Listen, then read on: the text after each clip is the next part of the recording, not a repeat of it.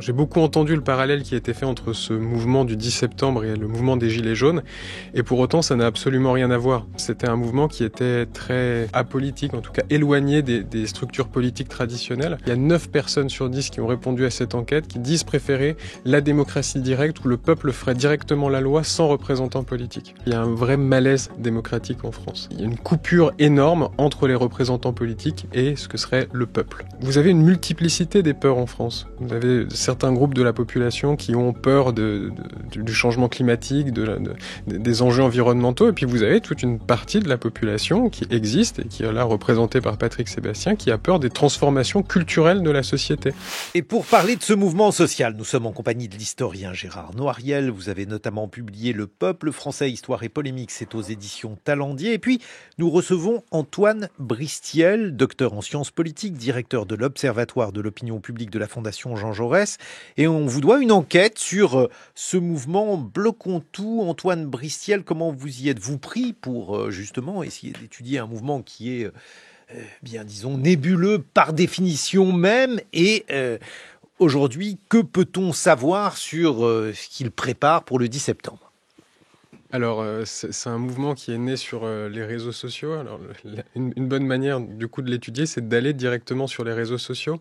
Donc, j'ai rejoint les différentes boucles Telegram, les groupes Facebook qui existaient, qui appelaient à la mobilisation le 10 septembre. Puis, j'ai créé un questionnaire dans lequel je proposais aux membres de ces groupes de répondre à une enquête qui les interrogeait à la fois sur leurs revendications, leurs moyens d'action, et puis qui les interrogeait également sur leurs caractéristiques politiques, sociologiques, avec des questions qui étaient également posées dans des enquêtes en population générale pour pouvoir comparer le profil de ces personnes, de ces groupes Bloquons tout, avec le reste de la population française. Et qu'est-ce que vous avez obtenu comme résultat ? Alors, ce que l'on remarque, c'est que j'ai beaucoup entendu le parallèle qui a été fait entre ce mouvement du 10 septembre et le mouvement des Gilets jaunes, et pour autant, ça n'a absolument rien à voir. Le mouvement des Gilets jaunes, c'était un mouvement qui était très épars avec des Français à la fois de gauche, à la fois de droite, surtout apolitiques, en tout cas éloignés des structures politiques traditionnelles, alors que là, on est sur un mouvement essentiellement de gauche, voire même de gauche radicale. Parmi les participants, vous en avez à peu près 70% qui ont voté Jean-Luc Mélenchon au premier tour de la présidentielle de 2022, auquel vous pouvez rajouter 10% qui ont voté Philippe Poutou. Donc on est vraiment sur des caractéristiques sociologiques tout à fait singulières qui s'expriment également par exemple par un niveau d'éducation bien plus élevé que la moyenne, une population qui est plus jeune que la moyenne. Enfin, voilà, ce n'est pas la même chose que le mouvement des Gilets jaunes qui là était beaucoup plus, entre guillemets, représentatif d'une France précarisée. Là, c'est vraiment différent. Qu'est-ce que vous en pensez, Gérard Noiriel, vous qui avez étudié différentes colères françaises? Celle-ci semble encore une fois inédite. Je dis encore une fois parce que aujourd'hui, on a l'impression qu'on a abandonné les formes traditionnelles de mobilisation. Oui, d'abord, merci à notre jeune collègue d'avoir fait cette enquête, parce que c'est ce qu'il faut faire, c'est-à-dire que notre métier, c'est aussi de comprendre les choses avec des outils comme les enquêtes sociologiques, etc. Moi, disons que j'ai pas travaillé précisément sur Bloquons tout, mais j'avais travaillé sur les Gilets jaunes, et ce qui me frappe, et il y aurait un point commun là qu'on pourrait trouver, c'est effectivement, on vit aujourd'hui dans un nouvel espace public par le fait, un espace public où on voit, suite à triomphe des chaînes d'infos continues, des réseaux sociaux, etc., la possibilité d'expression d'une colère qui est toujours présente dans le peuple, historiquement on la retrouve, mais qui peut s'exprimer de manière différente. Et c'est ça qu'il faudrait qu'on analyse, et j'estime que nous, chercheurs en sciences sociales, on n'a pas encore les outils qui nous permettent de comprendre complètement ce qui est en train de se passer dans les transformations des formes de mobilisation. Et c'était déjà un petit peu ce qui se passait avec les Gilets jaunes, la manière dont c'était né. Et ce que je dirais simplement, puisque là on peut pas trop développer, c'est quand même qu'il faut pas trop uniquement voir la naissance de ce mouvement sur les réseaux sociaux, mais aussi les formes de généralisation que les médias, j'allais dire traditionnels, apportent ou n'apportent pas. Parce que je pense que des mouvements comme ça, je crois que c'est un peu au début, je crois que vous dites, à un moment donné, le truc avait fait flop, je crois, et puis c'est reparti. Pourquoi ça repart? Qui est-ce qui va donner cette dimension générale dans tous les médias, parce qu'aujourd'hui tout le monde en parle, ce qui va inciter aussi des gens peut-être à rejoindre le mouvement, pas par rapport aux réseaux sociaux, mais par rapport à d'autres. Voilà, c'est ce schéma global qu'il faudrait peut-être qu'on se mette à un certain nombre de chercheurs pour comprendre, parce que c'est en train de bouleverser notre vie démocratique. Réponse, Antoine Bristiel. Deux choses. Sur le parallèle avec le mouvement des Gilets jaunes, effectivement, dans la construction d'une colère, enfin, dans un nouvel espace public qui est permis grâce à ces réseaux sociaux, je suis absolument d'accord avec vous. Je pense que c'est deux mouvements qui interrogent également le rapport à la démocratie. C'est-à-dire que le mouvement des Gilets jaunes, sa caractéristique première en termes de revendication, c'était qu'en quelques jours, un mouvement qui était né de la contestation d'une taxe sur les carburants, la revendication première est devenue le référendum d'initiative citoyenne. Donc une forme de démocratie directe. Là, ce que l'on constate également dans ce mouvement Bloquons tout, c'est qu'il y a 9 personnes sur 10 qui ont répondu à cette enquête, qui disent préférer la démocratie directe où le peuple ferait directement la loi sans représentant politique. Mais alors justement, c'est ça qui est étrange. Est-ce que l'on peut imaginer une mobilisation sans incarnation ? Parce qu'il n'y a pas de figure qui émerge, et puis généralement ces mouvements ne veulent pas justement d'une figure émergente, et puis sans revendication précise, parce que bon, vous citez cette démocratie directe, mais ce n'est pas cela qui est mis au centre, c'est très nébuleux. C'est très nébuleux en termes de revendications et ça ne date clairement pas du budget de François Bayrou. Quand vous regardez justement le comportement politique dès 2022, quand vous regardez le rapport de ces personnes à la démocratie, aux institutions politiques, quand vous regardez leur rapport à différents enjeux de politique publique, économique, sociétale, on est clairement sur une vision de la société particulière. Et à mon avis, un point qui est quand même assez intéressant, c'est que en termes d'enjeux qui préoccupent le plus ces personnes, arrivent très largement en avant la question des inégalités sociales. Donc c'est vraiment une demande de transformation de la société vers plus de justice sociale. Jean Lébarry. Il y a le mouvement social et puis il y a le mouvement politique. Vous le disiez, forte coloration politique à gauche et du côté de la France insoumise pour celles et ceux avec qui vous avez été en contact, Antoine Bristiel. Jean-Luc Mélenchon, très vite, et ça a été d'ailleurs un tournant dans cette mobilisation, a considéré qu'il s'agissait d'une étape majeure dans cette révolution citoyenne qu'il appelle de ses voeux depuis longtemps. Et il a lié deux calendriers, le calendrier social, le mouvement Bloquons tout, et le calendrier politique, la chute de François Bayrou et, l'espère-t-il demain, la chute d'Emmanuel Macron. Cette identification très forcée, très appuyée entre le projet insoumis et ce mouvement Bloquons tout, est-ce un handicap ou une chance pour le mouvement et pour son développement ? Antoine Bristiel. C'est une très bonne question. Alors, je pense que le fait qu'il y ait vraiment une symétrie assez parfaite entre les revendications du mouvement Bloquons tout et les revendications de la France insoumise peut entraîner que voilà, vous ayez une porosité encore plus importante qu'elle ne l'est aujourd'hui. Néanmoins, ce qui avait fait à l'époque le succès du mouvement des Gilets jaunes, c'est que c'était un mouvement qui était extrêmement vaste. C'est-à-dire que vous aviez à la fois des personnes de gauche, à la fois des personnes de droite qui s'intéressaient finalement assez peu sur ce qu'elles étaient, mais qui s'intéressaient seulement à leurs revendications. Là, ça semble quand même plus compliqué d'arriver à cela, mais encore une fois, on n'est pas encore au 10 et beaucoup de choses peuvent se passer. Le 10, c'est 2 jours après le 8 où il y aura ce fameux vote de confiance et comme vous l'avez très bien dit, on ne sait pas encore ce qu'Emmanuel Macron va nous sortir à cette occasion-là. Donc, les choses peuvent évoluer extrêmement rapidement et c'est une vérité d'aujourd'hui. C'est essentiellement un mouvement de gauche radicale. Qu'est-ce qu'il en sera le 10 ? On ne sait pas encore. Qu'est-ce qu'il en sera le 10 ? On ne le sait pas. On sait en tout cas que ça coalise un certain nombre de colères, ou que ça a l'intention en tout cas de les coaliser. Et je regardais Cyril Hanouna, sa nouvelle émission, parce que vous savez, Gérard Noiriel, qu'il a une nouvelle émission sur W9. Je suis ça, bien sûr, très régulièrement, avec une sorte de passion pour le personnage. Et puis, ce qui ne vous a pas échappé, c'est que Patrick Sébastien, humoriste de profession, a fait une sorte de candidature, déclaration d'intention. Écoutez-le. Moi, j'ai pas de programme électoral. J'ai juste un ressenti en me disant, si jamais il y a un mouvement comme ça, le nom, c'est très facile. Ça suffit. Et c'est ce que j'entends partout. Il faut changer les choses. Voilà. Puis on traite de cons, on traite de beauf. C'est ce qu'on leur dit à eux. En attendant, c'est eux qui payent, c'est eux qui en chient. Je suis au contact de ces gens-là. C'est eux qui baisent aussi. Ben oui, qu'est-ce que tu veux que je te dise ? Sa vie, les gens, ils ont envie d'être vivants. Ils ont gagné plus à la fin du mois. Ils en ont marre qu'on leur interdise de vivre. Toutes les fêtes que je fais, tous les gens qui critiquent là, les moralisateurs. Oh, c'est des blaireaux, ils font des anniversaires, ils boivent des coups, ils mangent de la charcuterie. Et alors, la différence entre ces gens-là et moi, c'est que moi, je veux pas imposer mon style de vie à personne. Mais eux veulent nous imposer leur style de vie. J'ai trouvé cette intervention très intéressante. Antoine Bristiel, une réaction?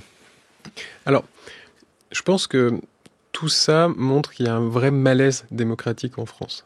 Et ce malaise démocratique, il naît de deux choses. La première chose, c'est le sentiment d'être mal représenté.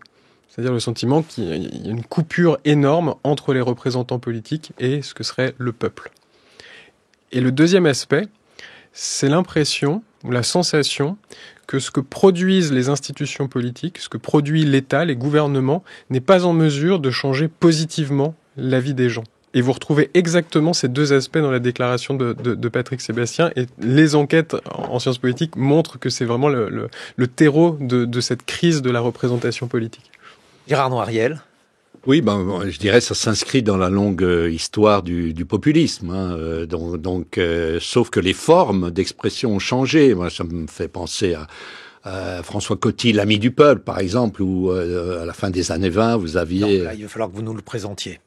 Oui, enfin, c'est donc un patron de la parfumerie qui va créer un journal, un quotidien qui s'appelle l'Ami du peuple, qui va avoir une audience extrêmement importante, plus d'1 million de lecteurs à un certain moment, à la fin des années 20, et qui reprend, qui est d'une violence antisémite, xénophobe, etc., très grande, mais qui reprend justement l'expression Ami du peuple le dit, un certain nombre de choses qui sont latentes, qui existent, qui jouent sur les émotions. D'ailleurs, il y a le mot émotion, je crois, dans ce que vient de dire Sébastien. C'est-à-dire, c'est une façon de traduire des ressentis, je crois que c'est le mot qu'il emploie, dans un langage qui, flatte un petit peu les gens, sans programme, sans rien.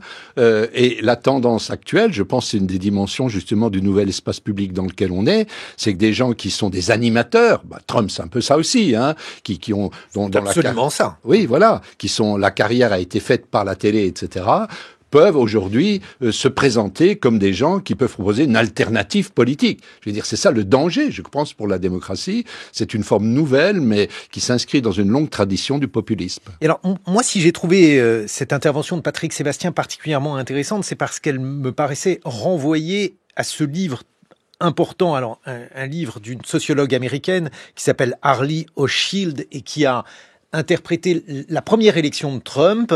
Le titre de son livre était évocateur, Strangers in Their Own Land, donc étrangers dans leur propre vie. Et c'est exactement ce que dit Sébastien. Il dit, voilà, finalement, ces gens-là, qu'est-ce qu'ils font? Alors, il dit, ils baissent parce qu'en fait, ça renvoie à une polémique de cet été où Mediapart avait évoqué l'un de ses spectacles avec...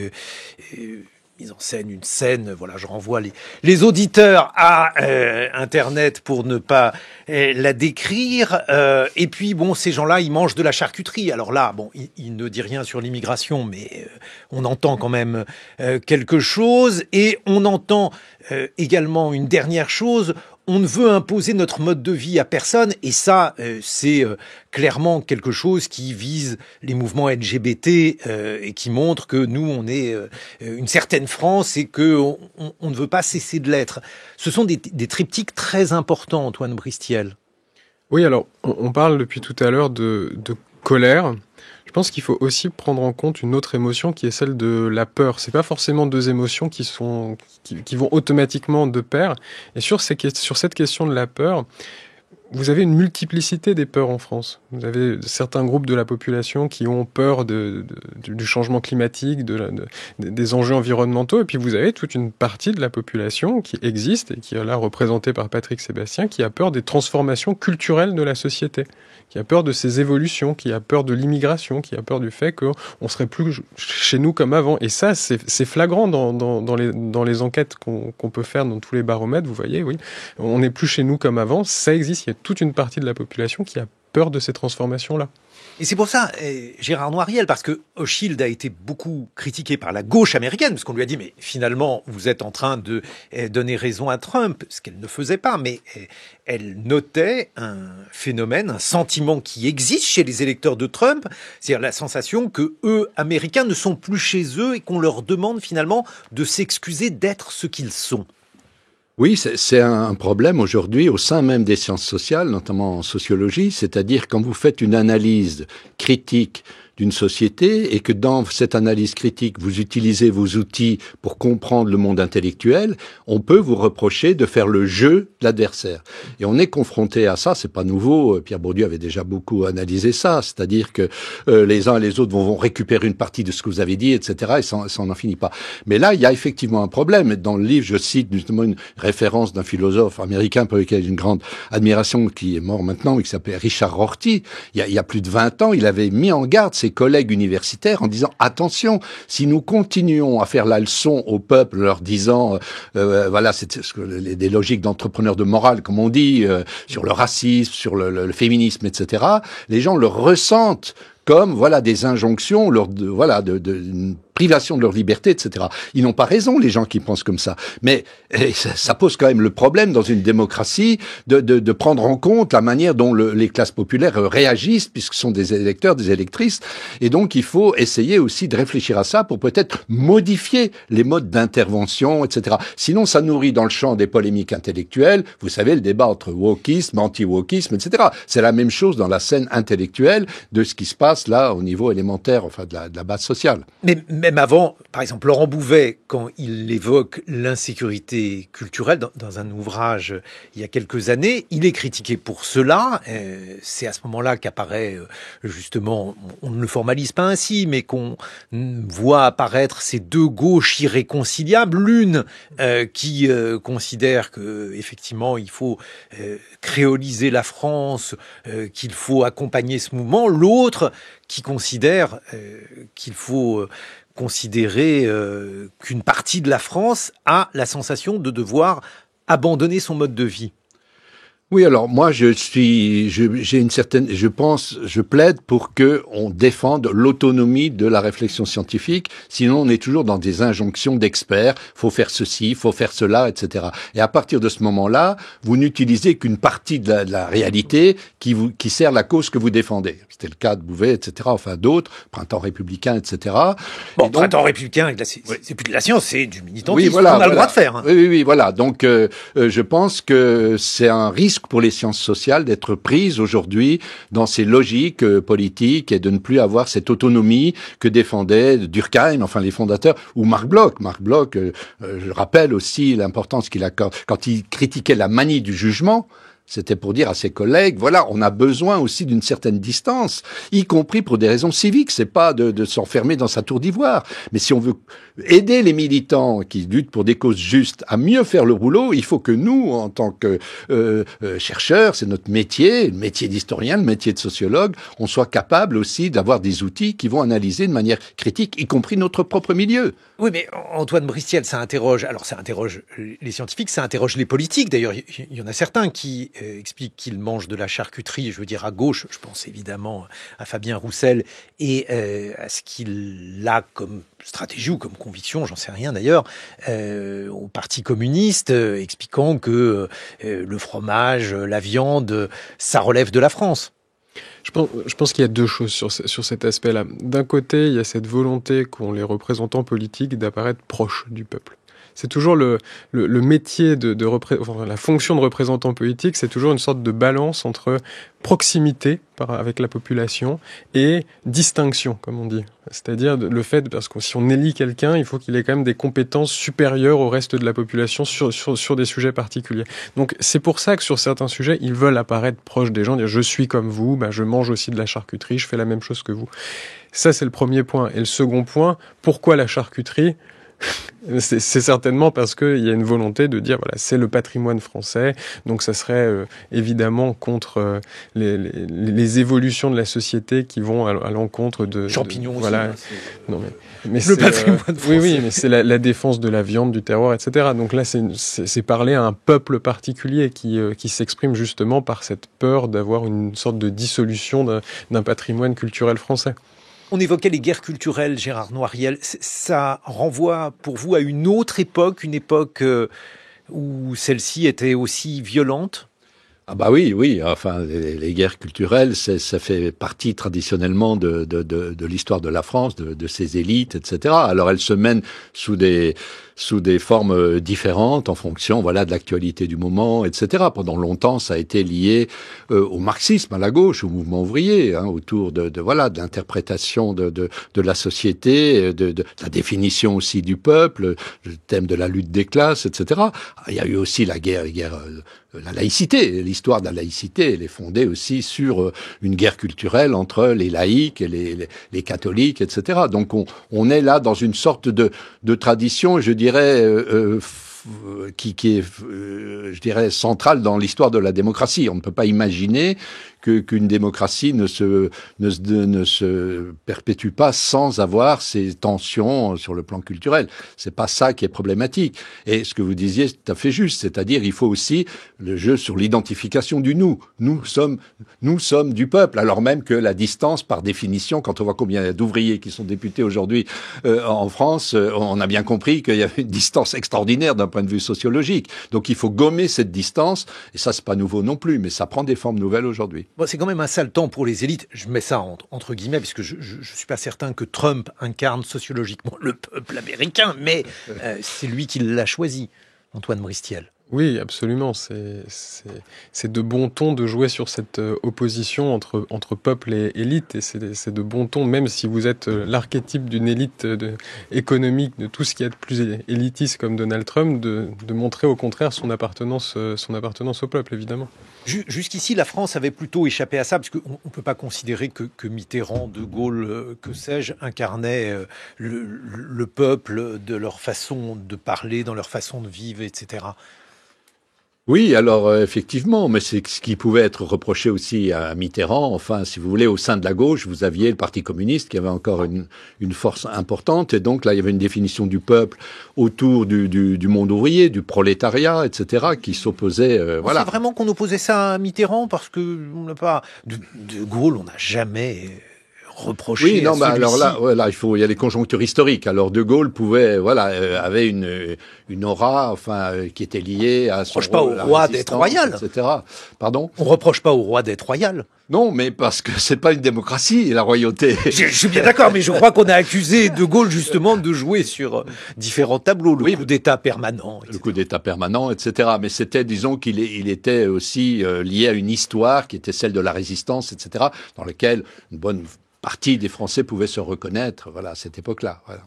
Merci Gérard Noiriel. Le peuple français, histoire et polémique, c'est aux éditions Talendier. Merci Antoine Bristiel. Alors on retrouve votre note pour la Fondation Jean Jaurès et bien sûr le site de la Fondation Jean Jaurès.